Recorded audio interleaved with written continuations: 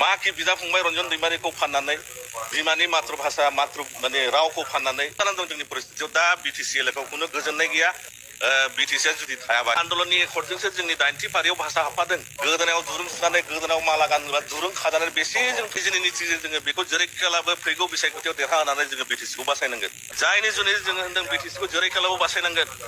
आरो थारमाने आसामनि हाखौ मालाबो बुखावनो मोनला हगारनायाव गैया खारनोबा खारखा थब्ला बोनजोबखादो रेडि धन्यबाद बिटिसिआनो थायाबा बा बिटिसि जे जोंनि रैखा कबच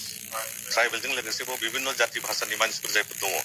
बे बिटिसिआनो थायाबा जों आलादा रायजोखौ सोरनि जुनै जों दिनो नागिरदों होननानै जे बुंनो थाङोब्ला सियाल खुद्रुन बिथाङा होनदों जे रायजो मोनखानायाबो गोमायो रायजोफोर त्रिपुराया गोमाबाय जाहैदों झारखन्डआ गोमाबाय जाहैदों थारमाने मा जानो नागिरगासिनो दङ दिनैनि दिनाव त्रिपुरा गैया नामा दङ झारखन्डआ गैया नामा दङ थारमाने जोंनि जे बे बिटिसि मोनखानायखौ बिथांमोना फाननो नागिरनानै थांगासिनो दङ बुंनो थाङोबा अलरेडि फानबायानो आरो बिथांमोना ढल फिथाइबाय थायो जे शान्ति फैबाय शान्ति फैबाय शान्ति फैबाय मा कि बिदा फंबाय रन्जन दैमारिखौ फाननानै बिमानि मातृभाषा माने रावखौ फाननानै गामि दानख'लाय दारनलायखौ फाननानै सोर मानसिया गोजोननायखौ लाबोयो बा गोजोनदों होननानै सोर बुंनो हायो नोंथांमोना गावनि धन सम्पतिखौ फाननानै बिदा फंबायखौ जेलाव हाजराव थुननानै सोरबा बुंनो हायो नामा आं गोजोनबाय दिनैहाय शान्ति जाबाय थारमाने मा जानानै दं जोंनि परिस्थितियाव दा बिटिसि एलेकाखौनो गोजोननाय गैया शान्ति गैया बुंनो थाङोब्ला जुजाइनि अर बादि मोनसे दोहो दोहो खामगासिनो दङ बे सानसे समाव गिदिर अर जोंगोन बुंनो थाङोब्ला बारहुंखा बारनायनि सिगां मोनसे साइक्लन फैनायनि सिगां मोनसे निजोम बोथोर जायो दा बे बोथोरासो जानानै दङ बिटिसिनि कुनु बासिन्दा कुनु आधार कास्ट कुनु ट्राइबेल रावबो गोजोननाय गैया बुंनो थाङोब्ला नोंथांमोना बिटिसिआ जुदि थायाबा स्क्रेप जायोबा आं दाखालिबो मोनसे खोथा होनदों जे 6 सिडुलावहाय मोननै स्टेटास मोना बिएससिआबो काउन्सिल बिटिसिआबो काउन्सिल बिटिआरआबो काउन्सिल दा जुदि बिटिआरआ जुदि संबिधानिक मर्यादा मोनोब्ला होमब्ला बिटिसिआ अट'मेटिक स्क्रेप जानो थांगासिनो दङ लोगोसे थांगासिनो दङ जोंनि बिमानि राव बिदा फंबायखौथ' फानखाबाय जे बिटिसिखौ बुंनो थाङोब्ला बिटिसिनि दफाफोरखौ रिभिजिट खालामनानै खमजर खालामनो हानानै जेन' गासै खुंथायजों लोगोसे पावार फांसनफोरखौ आसामाव लानानै थांनो हायो दा बिमानि रावा माबोरै गोमानो नागिरदों 2003आव जेब्ला बिटिसि एकर्ड जायो क्लज नाम्बार 9 गोसोआव ला 90 फारियाव 8 सिडुलाव जोंनि भाषाया हाबफादों थारमाने आन्दलननि एकर्डजोंसो जोंनि 90 फारियाव भाषा हाबफादों जुदि बिटिसिआ स्क्रेप जायोबा मा नोङो 90 फारियाव हाबनाय 8 सिडुल भाषाखौ बोरै लाखिगोन नोंथांमोना बेखौथ' लाखिनो हाया दा दिनैनि दिनाव बिसोरो बेखौ एस'सियेट लेंगुवेज होननानै आसामनि बेजोंनो गिदिर ढल फिथाइ बायनानै जे सान्थना खालामनो नागिरगासिनो जों मिन्थिगौ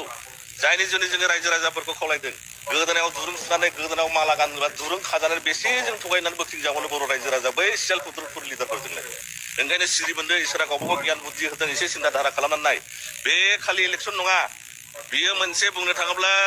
मोनसे दावहा वार मा होनो फ्रिडमनि मोनसे जोङो मोनसे आरो गोदान रोखोमै दावहा नांफिननांगौनिसो जानानै फैबाय जेरेखम भारतआ 1947आव स्वाधीन मोनदों बिटिसिखौ बासायनो जुनै गणतान्त्रिक भाबे गान्धीजिनि निथिजों जोङो बेखौ जेरैखेलाबो फैगौ बिसायख'थियाव देरहाहोनानै जोङो बिटिसिखौ बासायनांगोन लोगोसे बिसोरो मा खालामदों जे बिएलटिनि जे 2003आव जेसेबांनाखि बिएलटिनि वर्कारफोर दङ जेनेरेल एमनेस्टि होननायजोंहाय बिथांमोनखौ दिनै उदां अख्राङाव लाबोनायजों लोगोसे बिटिसिखौ बिसोरो 20 बोसोर सालायबाय 15 बोसोर सालायबोबाय थारमाने गासैखौबो भलाय फुस्लाय खालामजोबनानै जोंखौ आसाम रायजोआव दास दासि जेन' खानानै गोदोनाव खानानै जेन' जोंखौ खुंथाय खुंफिननो हायो बिटिसि एकर्डआव दंमोन नोंथांमोना मिन्थिगौ ना मिन्थिया 10% सालाना आसामनि जे बाजेट जायो एसेम्ब्लियाव हमना लादो 2 लाख करोड़ बिनि 10%खौ बिटिसिआव होनांगौ होननाय लिरनाय दङ 2003आव होमब्ला बेसेबां जायो 20,000 करोड़ जायो बोसोराव बे 20,000 करोड़जों जोङो बिटिसि मोनब्रै मोनबा डिस्ट्रिक्टखौ सालायनो हायोमोन नङा होमबा दानि बिटिआर एकर्डआव फाइनान्सियेल मा हरगोन बाजेट लिरनाय दङ नामा गैया होमब्ला जोङो दास दासिफोर बादि आसाम सरकारनाव हेमन्तनाव जे सार जोंनो देग्लाय बोसोराव 100 हर 200 करोड़ हरनो बिबा बायनांगौनि लामा खालामदोंना खालामाखै दानि समाव जायनि जुनै जोङो होनदों बिटिसिखौ जेरैखेलाबो बासायनांगोन आरो आं मोनसे खोथा होनदों दाखालि बड'लेण्डखौ गोदोना सिमब्रिनानै दिल्लीयाव फबना गारबोबाय नङा होमबा बिनि मानिया मा जादों कमप्रेहेन्सिभ फाइनाल एन्ड सलुसन होननायजों लोगोसे keeping intact territorial integrity of Assam state होनदों थारमाने आसाम रायजोनि हाखौ बेबादिनो दोनफिननानै जोंनो सान्थिनि नामाव बिटिआर होननाय जिनिसखौ हरबानो जाबाय नङा होमबा थारमाने जोंखौ ओरैबायदि सेन्टेन्सजों खादों बाथ्राजों खादों जे जेन' बिसोरो अराय समनि आसामनि सिङाव हान्थु फरायनानै दास दासि जानानै थानाङो बिएससिनि एकर्डआव कमप्रेहेन्सिभ फाइनाल एकर्ड लिरनाय गैया बिटिसिनि एकर्डआवबो गैया बे सोदोबखौ मानो लिरदों आलफानि एकर्डआवबो लिरदों आलफानि एकर्डआव लिरदों keeping intact the territorial integrity of Assam थारमाने आसामनि हाखौ मालाबा बुखौनो मोनला दिल्लीयाबो भारत सरकाराबो अंगीकार होदों नङा होमबा जेन' जोङो मालाबाबो आलादा रायजोखौ मोना ओंखायनो होनो जोङो दा नोंथांमोना मिथिनो मोनथिया बर'लेण्ड आरो बड'लेण्ड सोदोबा सोर जन्म होआ उपेन्द्रनाथ ब्रह्म बर'लेण्ड BOR लेण्डना सोर होआ रन्जन दैमारि दा बर'लेण्ड बड'लेण्डखौ जोंनो नांला होननानै कमप्रिहेन्सिभ फाइनाल सल्युसन 2020 नि 27 तारिखखालि लिरबाय दा बावहाय जुदि बड'लेण्डआ आदा उपेन्द्रनाथ ब्रह्मनि खनसेब्ला जन्म होनाया बेब्ला प्रमद बर'आ मानिथो प्रेसिडेन्टमोन एबसुनि प्रेसिडेन्टआनो थांनानै लिरबाय जोंनो दिनैनिफ्राय बड'लेण्ड नांला बेवहाय रन्जन दैमारिखौबो साइन होफाबाय होयोब्ला मा जाखो मोनसे डकुमेन्टेसन क्रिएसन जाबाय जे दिनैनिफ्राय बर' आरो बड'लेण्ड होननाय सोदोबखौ बर'फ्रा नांला होननानै गावसोरनो खनसे लेटार होलांबाय दा जों जाथि बंस'आ सासे मानसि थैयोबा खर' दाख्राय हाखराव गाबा होमबा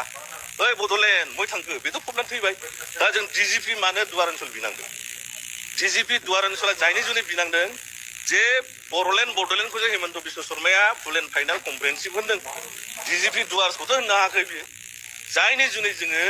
DGPआ दुवार्स होननाय हालामखौ जों बिनांदों जेनाखि 18 दुवार्सजों लानानै नोङो सदिया टु फ्रन्टियार चेकसिम तिस्तानिफ्राय लानानै जोंजों जेना बिसोरथ' हान्थु खरायनानै निर्लज्ज भाबे बिमानि रावखौ दाथ' आंहा मोनसे दुखुसो फैयो जायफोर दा जोंनि आसाम माने सावथालि भाइफोर बर'फोर बिमानि रावखौ फरायगासिनो दंमोन दानि LP स्कुलाव हाबगासिनो दं जायफोर बर'नि राव लानानै बिसोरनि भबिष्यतआ मा जागोन जायफोर दा प्रफेसार खालामनानै दं मास्टारि खालामनानै दं बर' भाषाखौ लानानै बिसोरनि भबिष्यतआ मा जागोन जों आसाम बेंगल जेरावबो बर' मिडियाम खुलिनो हायोमोन मानोना नेसनेल लेभेलनि लेंगुवेज दा बे जिनिसा जोंना डिग्रेड जानानै एस'सियेट लेंगुवेज जानो थांगासिनो दङ माखि नोंथांमोना बे अन्थाइ खाम्फा गायसननाय हा माबा माबि मा होनो IY माबा सेल्फ हेल्प ग्रुपनि फैसाजोंनो आननायबाय थानोसै नामा जोंनि मानसिया 2-3 मासनि परे जुदि बे हालामाव जुदि जों जेनोबा फैगौ बिसायख'थियाव अब्ला बे BTCआ 3-4 मासनि उनावनो स्क्रिप्ट जानो थांगासिनो दं लोगोसे थांफाबाय नोंनि बिमानि राव दैबानाव गोजावलांबाय रन्जन दैमारिमोनखौ फानजोब्बाय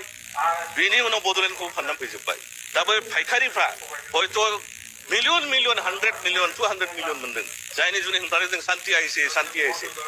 নিজৰ দাদা ডাঙৰ ককায়ক বেছি মাটি বাৰী বিক্ৰী নিজৰ মাতৃভূমি দুধ কা কৰ্জ বুলি কয় তাক বেছি পেলাই কোনো মানুহ শান্তি থাকিব পাৰে নেকি সেইকাৰণে এই দলটো মিছলীয়া অহাই ফৈগো বিসায়খ'তিनि सिगां नेक्स्ट बिसायख'थिनि सिगां BTC इलेक्शननि सिगां जेन' UPPL बे हालामनिफ्राय जेन' गोमाजोबो आरो 3-4 बे बर' जाथिखौ फानग्रा 3-4 मोखा जाथिफोर दङ सेल्फ फुद्रुनफोर दङ बे नामखौ उनावहाय परबर्ती समाव जों क्लियार खालामगोन बिसोरो जेन' लाजिनानै BTCखौनो जेन' नागारना खारग्रोखायो बे रोखोम जों मावगासिनो दङ आरो बेसे सम नोंसोर बिमानि जाम्बा जाम्बिनि मानसिफोरखौ थगायबावनो एबार हले हगारनायाव गैया खारनोबा खारखा थब्ला बोनजोबखादो रेडि धन्यबाद